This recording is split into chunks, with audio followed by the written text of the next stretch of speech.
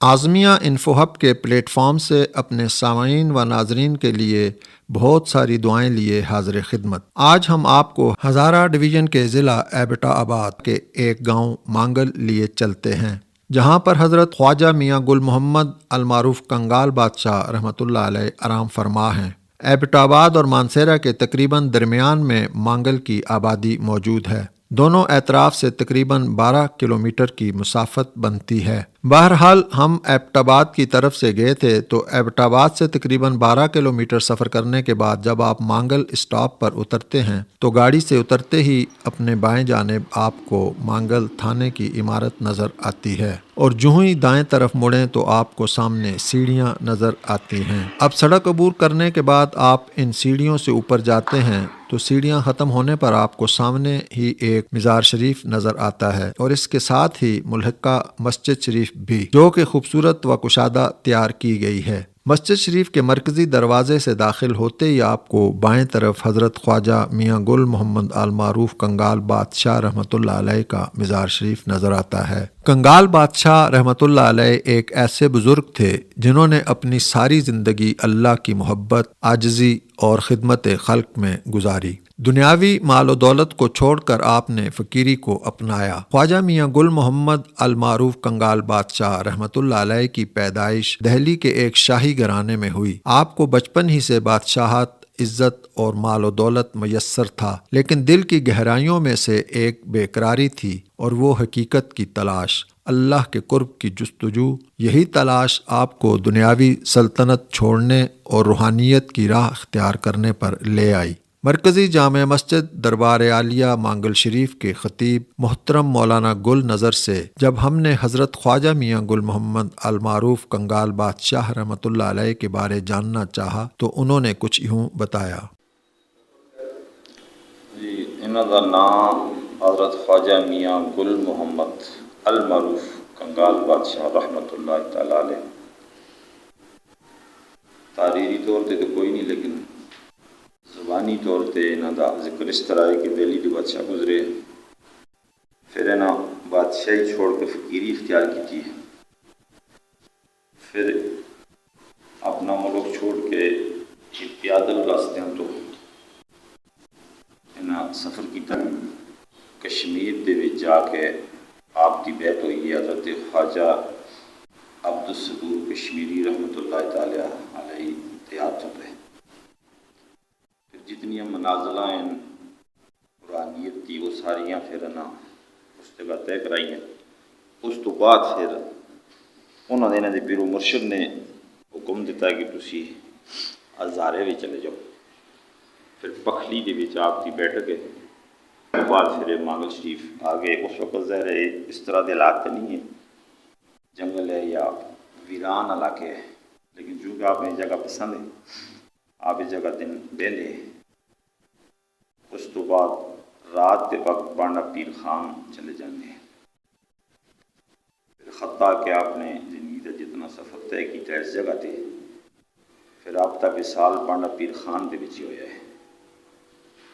اس جگہ آپ اپنی مدفن واسطے پسند ہے، انہوں بھی اسی طرح وسیعت کی ہے، تھے لوگوں میں وسیعت ہے کہ میری مزار میرا جڑا ہے اس جگہ بنے۔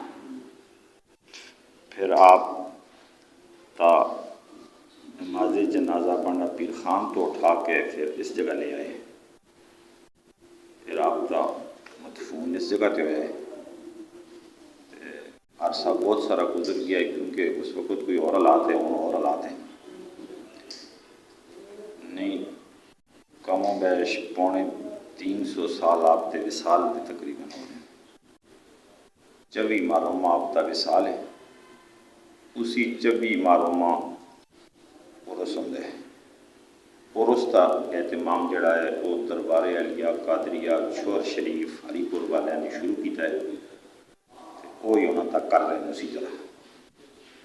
یہ جی مسجد ہے آپ مزار دی، یہ بھی خواجہ محمد طیب الرحمن صاحب چھوروی رحمۃ اللہ تعالیٰ علیہ کی انہوں نے مسجد کی بنیاد بھی رکھی ہے، خود بھی آپ نے رقم لا کے مسجد بڑھائی ہے۔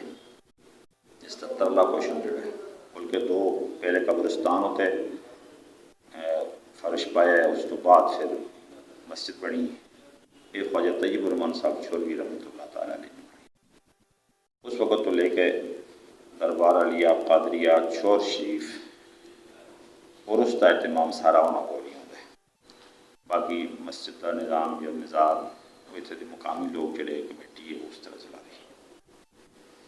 مختصر سائنہ کا طرف ہے، باقی تاریخی طور پہ بعض لوگوں کو لے لیکن اس طرح ہے نہیں، دیکھی سنی نہیں۔ اور جب ہم نے خطیب صاحب سے آپ کے عرف کنگال بارے پوچھا تو انہوں نے بتایا کہ آپ اپنا سب کچھ پہلے ہی چھوڑ کر اللہ کی یاد میں مشغول تھے، لیکن آپ کے پاس ایک برتن پانی پینے کے لیے اور ایک تکیہ موجود تھا۔ ایک دن آپ نے ایک شخص کو ہاتھ کی چلی سے پانی پیتے دیکھا تو آپ نے پانی پینے والا برتن اسے دے دیا، اور کچھ آگے گئے تو ایک شخص اپنے سر کے نیچے اپنا بازو رکھے آرام کر رہا تھا تو آپ نے اپنا تکیہ اسے دے دیا۔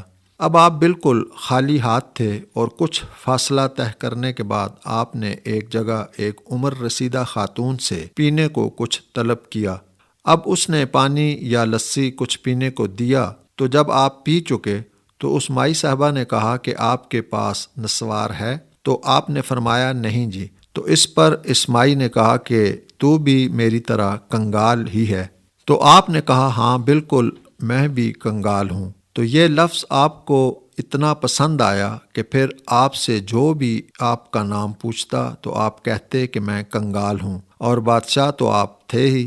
اس طرح آپ کو کنگال بادشاہ کے نام سے یاد کیا جانے لگا۔ کنگال بادشاہ رحمۃ اللہ علیہ کی زندگی ہمیں یہ سبق دیتی ہے کہ دنیاوی تخت و تاج فانی ہیں، اصل بادشاہت وہ ہے جس میں دل اللہ کے ذکر سے روشن ہو۔ یہی وجہ ہے کہ آج صدیوں بعد بھی ان کا دربار ایمان اور محبت کی روشنی بانٹ رہا ہے۔ ہم مرکزی جامع مسجد دربار عالیہ مانگل شریف کے خطیب محترم مولانا گل نظر کے مشکور ہیں کہ انہوں نے ہمیں اپنا قیمتی وقت دیا اور کنگال بادشاہ رحمۃ اللہ علیہ بارے معلومات فراہم کیں۔ سیدنا حضرت ابوبکر صدیق رضی اللہ تعالیٰ عنہ کے اس قول کے ساتھ اجازت چاہیں گے کہ جو اللہ تعالیٰ کے کاموں میں لگ جاتا ہے اللہ تعالیٰ اس کے کاموں میں لگ جاتا ہے۔ حیات باقی، ملاقات باقی۔